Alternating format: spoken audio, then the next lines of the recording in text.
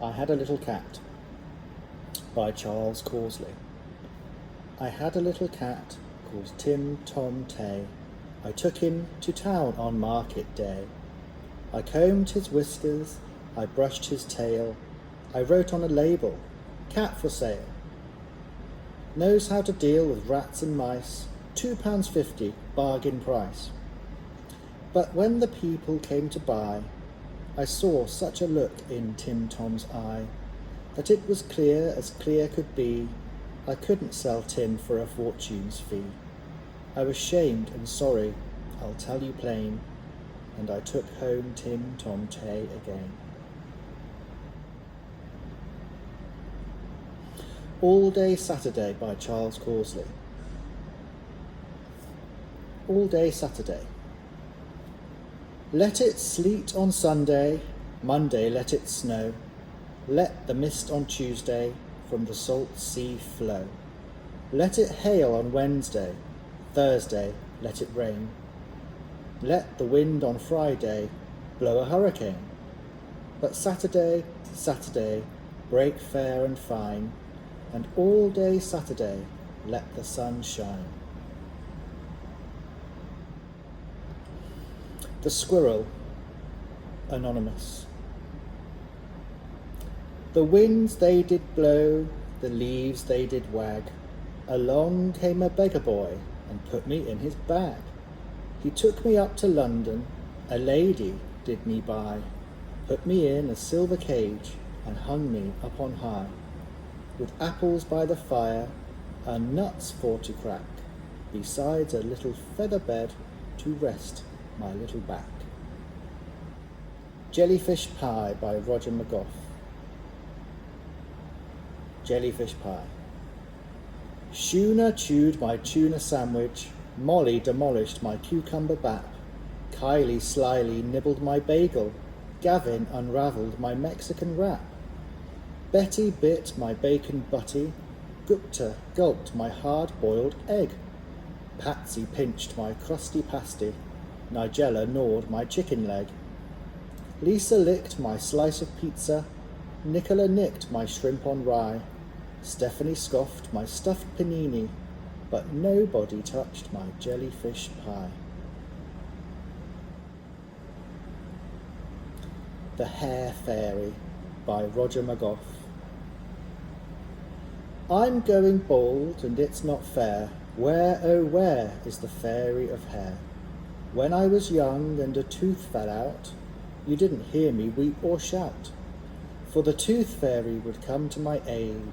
When fast asleep, I'd be well paid. If I got £1 for each fallen hair, by now I'd be a millionaire. I Like to Stay Up by Grace Nichols. I like to stay up and listen when big people talking jumby stories. I does feel so tingly and excited inside me. But when my mother say, girl, time for bed, then is when I does feel a dread. This is when I does jump into me bed. Then is when I does cover up from me feet to me head. Then is when I does wish I didn't listen to no stupid jumby story. Then is when I does wish I did read me book instead. The Old Woman and the Sandwiches by Libby Houston. I met a wizened wood woman who begged a crumb of me. 4 sandwiches of ham I had, I gave her 3. Bless you, thank you, kindly miss, shall be rewarded well. 3 everlasting gifts whose value none can tell. 3 wishes out, I cried in glee. No, gifts you may not choose. A flea and gnat to bite your back and gravel in your shoes. Best Friends by Adrian, Henri. It's Susan I talk to, not Tracy. Before that, I sat next to Jane.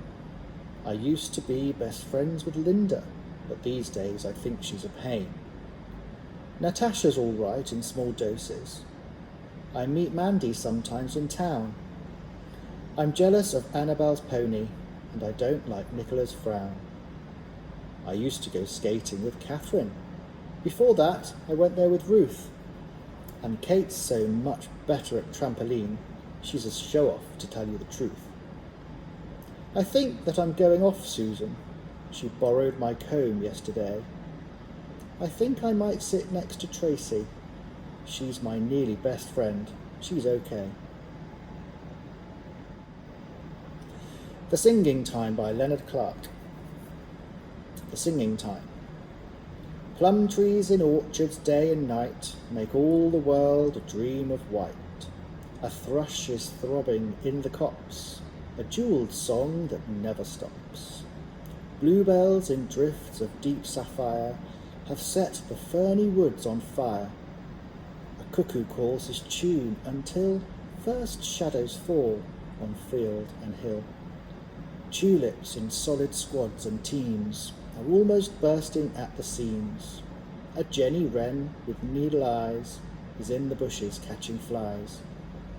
So flowers and birds are in their prime, these happy days, this singing time. Good Company by Leonard Clark.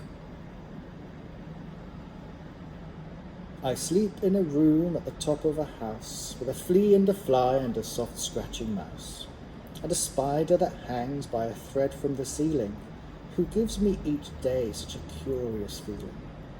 When I watch him at work on the beautiful weave of his web that's so fine I can hardly believe it won't all end up in such terrible tangles, for he sways as he weaves and spins as he dangles.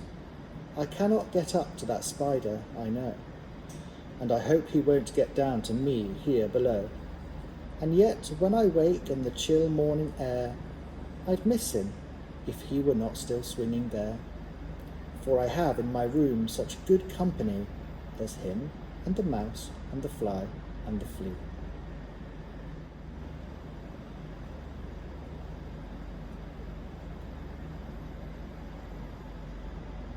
The Microbe by Hilaire Belloc. The microbe is so very small, you cannot make him out at all, but many sanguine people hope to see him through a microscope. His jointed tongue that lies beneath 100 curious rows of teeth, his 7 tufted tails with lots of lovely pink and purple spots, on each of which a pattern stands, composed of 40 separate bands, his eyebrows of a tender green. All these have never yet been seen, but scientists, who ought to know, assure us that they must be so. Oh, let us never, never doubt what nobody is sure about.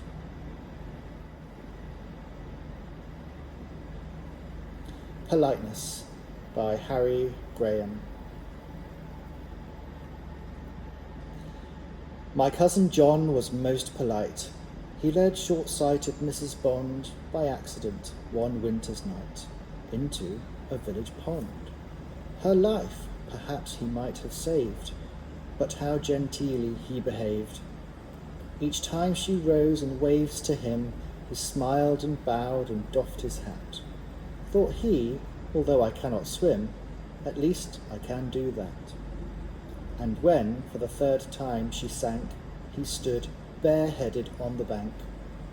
Be civil, then, to young and old, especially to persons who possess a quantity of gold, which they might leave to you. The more they have, it seems to me, the more polite you ought to be. The Last Word of a Bluebird by Robert Frost. As I went out, a crow in a low voice said, "Oh, I was looking for you. How do you do? I just came to tell Leslie, will you, that her little bluebird wanted me to bring word, that the north wind last night that made the stars bright and made ice on the trough almost made him cough his tail feathers off. He just had to fly, but he sent her goodbye and said to be good and wear her red hood and look for skunk tracks in the snow with an axe and do everything, and perhaps in the spring he would come back and sing."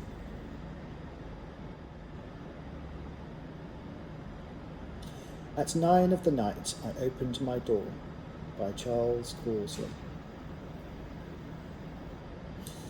At 9 of the night I opened my door, that stands midway between moor and moor, and all around me silver bright I saw that the world had turned to white. Thick was the snow on field and hedge, and vanished was the river sedge, where winter skilfully had wound a shining scarf without a sound.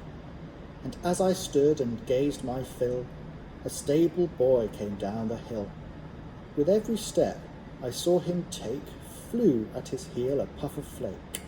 His brow was whiter than the hoar, a beard of freshest snow he wore, and round about him snowflakes starred, a red horse blanket from the yard.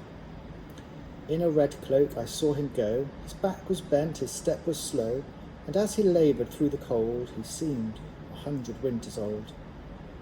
I stood and watched the snowy head, the whiskers white, the cloak of red. "A Merry Christmas," I heard him cry.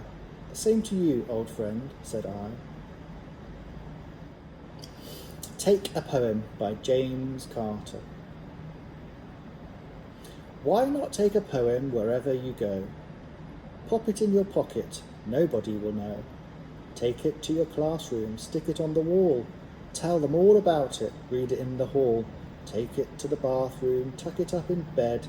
Take the time to learn it, keep it in your head. Take it for a day trip, take it on a train. Fold it as a hat when it starts to rain. Take it to a river, fold it as a boat. Pop it on the water, hope that it will float. Take it to a hilltop, fold it as a plane. Throw it up skywards time and time again. Take it to a postbox, send it anywhere, out into the world with tender, loving care. Talking to the Wall by John Foster. My sister sits in her own world, with her Walkman blaring away, and when we try to talk to her, she doesn't hear a word we say. But when she wants to talk to us, she pulls her earphones out, and if we do not answer her, she stamps her foot and shouts. My Dog Spot by Rodney Bennett. I have a white dog whose name is Spot, and he's sometimes white and he's sometimes not.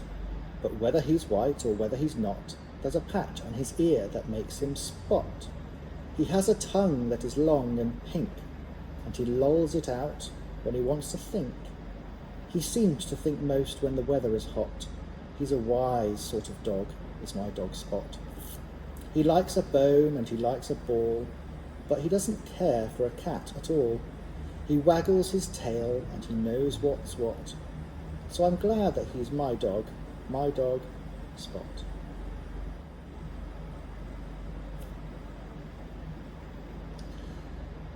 I Love My Darling Tractor by Charles Causley. I love my darling tractor, love its merry din, its muscles made of iron and steel, its red and yellow skin. I love to watch its wheels go round, however hard the day, and from its bed inside the shed it never thinks to stray. It saves my arm, it saves my leg, it saves my back from toil, and it's merry as a skink when I give it a drink of water and diesel oil. I love my darling tractor, as you can clearly see, and so the jolly farmer said, would you, if you were me. Midnight by Jan Dean. Midnight. Sleep is another country we visit in our head. I watch my brother sleeping now, his eyelids heavy, smooth as lead, 1,000,000 miles away from me, across our bedroom in his bed. It feels as if there's only me. I'm the last boy left alive. After the end of everything, the last one to survive. The screech owl cries, the wild wolf howls, the whole wide world's an ache. For I am the last and lonely one, the only one left awake. Billy by Michael Dugan. When Billy set his aunt on fire, he squealed with great delight. "Look how Auntie's burning, Dad. It makes the room so bright." When Billy played at Indians, other children ran in fright. For bows and arrows Billy scorned, preferring dynamite. When Dad took Billy to the zoo, he hoped for quiet fun. His ideas changed when Billy shot a lion with his gun. When Billy found a tiger snake, he hit it on the head, then took it home to hide it inside his grandma's bed. Learning by Heart by Sue Hardy-Dawson. Learning by heart. A poem is not just the sum of its parts, the number of lines, where its metaphors are. It's not about digging for meaning in stanzas. It's a secret between us. There are no wrong answers. It's some sort of test, a code to be cracked, more a spell for a dreamer or a musical map. It just wants to be loved, not to fill you with dread. Let it flow like a river through the space in your head. Let it sing you to sleep, hear its echoes in stars. Find one piece you can keep, learn the rest with your heart. I Know Someone Who Can by Michael Rosen.